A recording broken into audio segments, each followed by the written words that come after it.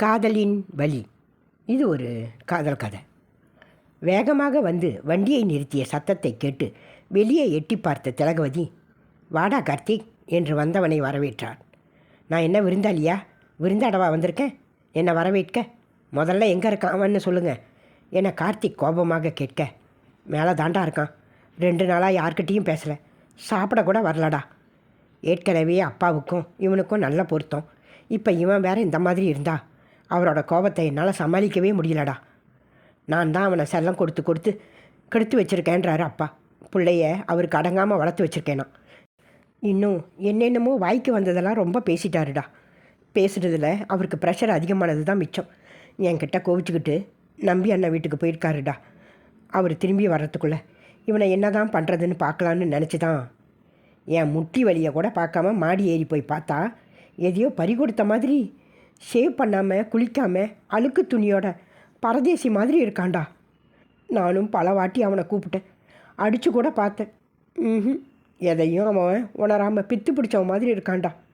அதான் உனக்கு ஃபோன் பண்ணேன் என அழுகையோடு திலகவதி சொல்ல, அழாதீங்கம்மா, நான் போய் என்னான்னு அவனை பார்த்து கூப்பிட்டு வரேன் என சொல்லி அவருக்கு ஆறுதல் சொல்லிவிட்டு, மச்சி மச்சி எங்கடா இருக்க என குரல் கொடுத்தபடியே கார்த்திக் மாடி ஏறி போனான்.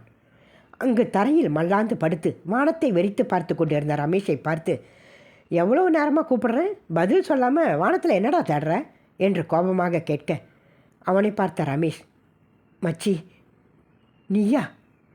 என்ன வேணும்?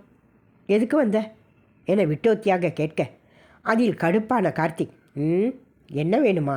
நாதாரி, புறம்போக்கு, தருதலை. ஏண்டா 4 நாளாக ஒருத்தன் விடாமல் உனக்கு எத்தனை வாட்டி ஃபோன் பண்ணான், எத்தனை மெசேஜ் அனுப்புனேன்னு உன் ஃபோனை எடுத்து பாருடா, உனக்கே தெரியும். நீ எதுக்காவது பதில் சொன்னியா? அட்லீஸ்ட் ஒரு மெசேஜ். அப்படி எதுக்கும் பதில் சொல்ல முடியாத அளவுக்கு சாருக்கு இங்கே என்ன பண்ணுறாராம்? அப்படி என்ன வேலையா சாருக்கு? வந்தல்ல, பார்த்தல்ல, என் நிம்மதியை கெடுக்காமல் கிளம்பு ஏன்னா ரமேஷ் அவனை அனுப்புவதிலேயே மும்முரமாக இருக்க. ஓஹோ, வந்து பார்த்துட்டு உடனே கிளம்பிடணுமாம்மா? பார்த்துட்டு கிளம்ப இவர் பொருட்காட்சி பாரு. பொறுக்கி எந்திரிடா. நீ எங்கேயோ வெறிச்சு பார்த்துக்கிட்டு நிம்மதியாக தான் இருக்க. ஆனால் உன்னை சுற்றி இருக்கிறவங்கள பற்றி யோசிச்சியா? உன்னால் அப்பாக்கும் அம்மாக்கும் காலையிலேயே சண்டை. நீ கீழே இறங்கி வராததுக்கு அம்மா தான் காரணம்னு அவங்கள சத்தம் போட்டுட்டு அப்பா நம்பி மாமா வீட்டுக்கு போயிட்டாராம்.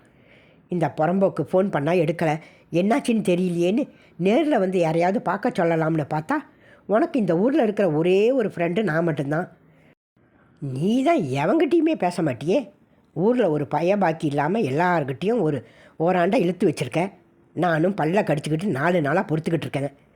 காலையில் வீட்டுக்கு வந்ததும் அம்மா ஃபோன் பண்ணி உன்னை மாடிக்கு வந்து பார்த்துட்டு பயந்து போய் அளவி பதறி போய் உடனே கிளம்பி வந்துட்டேன் என முடித்தான். என்ன பிரச்சனைடா உனக்கு? எதுக்குடா அப்படி இருக்க? என்கிட்ட சொல்லுடா, எதுவாக இருந்தாலும் சரி பண்ணிடலாம் என அமைதியாக கார்த்திக் கேட்க, நாளைக்கு தியாக்கு கல்யாணம்டா என ரமேஷும் அமைதியாக எங்கோ பார்த்தபடி பதில் சொன்னான். என்னடா நாளைக்கு கல்யாணம்னு இப்போ சொல்கிற? உங்கள் லவ் அவங்க வீட்டுக்கு தெரிஞ்சிடுச்சா? ரொம்ப நல்லது. இனி சொல்ல வேண்டியது நம்ம வீட்டில் தான். வா, நாம் உடனே போய் அப்பா அம்மா கிட்ட பேசி அவங்க வீட்டுக்கு போய் சம்மதம் பேசி முடிக்கலாம் என வேகமாக சொன்னான். எல்லாம் என்னால் தான்டா. நான் தான் அவளை பார்த்து நாளாச்சேன்னு அவள் வீட்டுக்கு பக்கத்தில் இருக்கிற பார்க்குக்கு போன வாரம் தான் வர சொன்னேன்.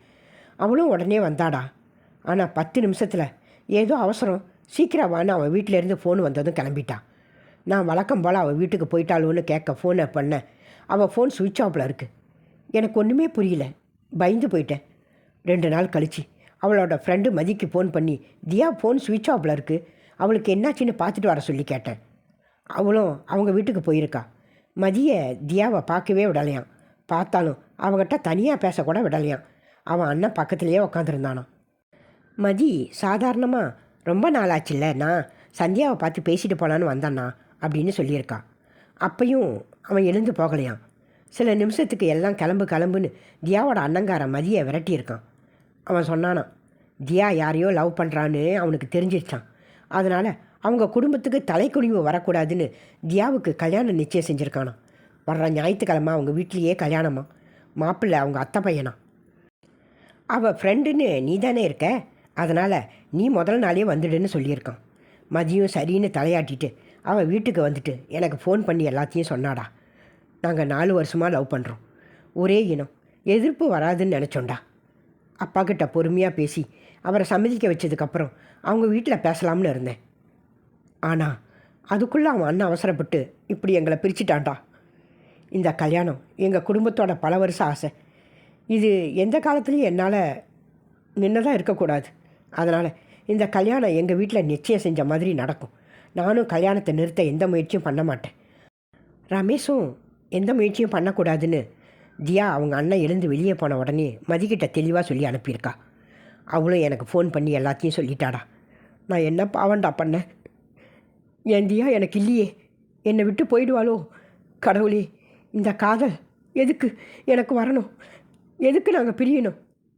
டேய், என்னால் இந்த காதல் வலியை தாங்க முடியலடா. எனக்கு என்ன செய்கிறதுன்னே தெரியலடா. பித்து பிடிச்ச மாதிரி என்னை எதுவும் செய்ய முடியாதபடி கையை கட்டி போட்டுட்டாளேடா. அவள் இல்லாமல் பேசாமல் செத்தடலாம்னு இருக்கு என முகத்தை மூடிக்கொண்டு அழ ஆரம்பித்தான். அதை கேட்டதும் அவனை தரதரவனை இழுத்து போன கார்த்திக் அங்கிருந்த கதவுக்கு வாசல் படிக்கும் இடையில் ரமேஷின் கையை வைத்து வேகமாக கதவை சாத்தினான். ஆ, அடே படுபாவி, என்னடா பண்ணுற? வலிக்குதுடா. வலியில் உயிர் போயிடும் போல இருக்குடா. என் கையை உடச்சிடாதடா என ரமேஷ் அலற ஆரம்பித்தான். அடுத்த நிமிஷம் கதவை திறந்த கார்த்திக்கை தள்ளிவிட்ட ரமேஷ் வலி தாங்காமல் தன் விரல்களை நீவி விட ஆரம்பித்தான். அவனை அமைதியாக பார்த்த கார்த்திக், இப்போ எந்த வலி உனக்கு அதிகமாக இருக்குடா? காதல் வலியா இல்லை கை வலியா என கேட்க, அதற்கு ரமேஷ், அதையெல்லாம் நினைக்கும்படியா நீ வச்ச படுபாவி, என் கை வலி தாங்க முடியலையடா என புலம்பினான். ஓஹோ, கொஞ்ச நேரம் முன்னாடி சாருக்கு காதல் வலி ஜாஸ்தியாக இருந்தது, இப்போ அதை மறக்கிற அளவுக்கு கை வலி இருக்குல்ல? இதே மாதிரி தாண்டா, நீ சொன்ன வார்த்தையை கேட்டால் அப்பா அம்மாவுக்கு வலிக்கும். பெருசாக செத்துடுவாராமே. போடா போ, போய் சேரு. நீ இல்லைன்னா என்ன, அவன் வேற ஒருத்தனை கல்யாணம் செஞ்சுக்கிட்டு வாழத்தான் போகிறான். ஆனால் நீ போனதுக்கு பின்னால் உங்கள் அப்பா அம்மாவோட நிலையை கொஞ்சமாவது நினச்சி பார்த்தியா? உன்னை மாதிரி ஒரு தர்த்தலையை பிள்ளையாக பெற்றதுக்கு அவங்க தலையெழுத்து காலமெல்லாம் அழணும். போடா, போய் சாவுடா என கத்தினான். அதை கேட்டதும் தன்னுடைய தவறு புரிந்தது ரமேஷுக்கு. ஐயோ சாரிடா, நான் இந்த ஆங்கிளில் நினைக்கவே இல்லையேடா, என்னை மன்னிச்சுடாரா.